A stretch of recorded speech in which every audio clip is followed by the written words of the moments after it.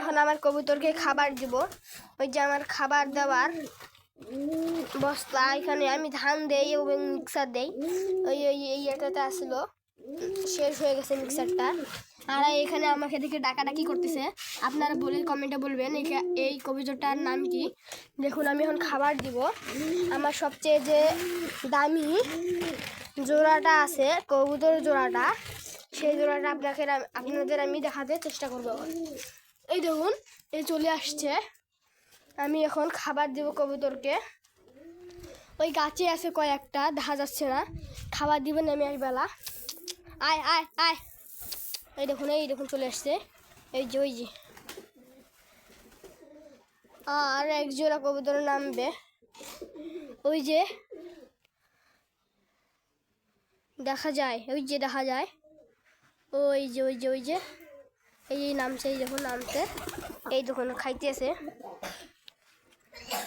আমার মনে হচ্ছে একটা কবুতর নাই। এই যে ওই যে বাচ্চা, ওই যে ওইখানে বসে আছে, ওই যে ওই যে ওই নাম নাম।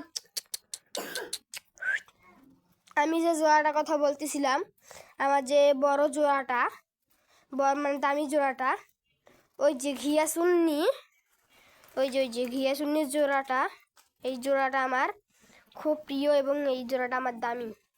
এইটা এই যে এইটা, বুঝছেন ভাই? এই দেখুন এই সাদা কবুতরটার দাম নিম্নত 3000 টাকা। এটা হাজারি কবুতর। আপনারা মনে হয় এখানে নাম নতুন শুনে থাকবেন।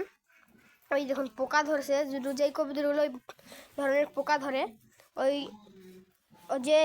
ওই যে খোপটাতে থাকে, ওই খোপটার ভিতরে নিম পাতা দিবেন এবং বস পাতা দিবেন। আপনারা চেনেন কিনা, এই যে মুখী, ওই দেখুন এই মুখী, এই জোড়াটা আছে না, এই দেখুন পালাইতেছে।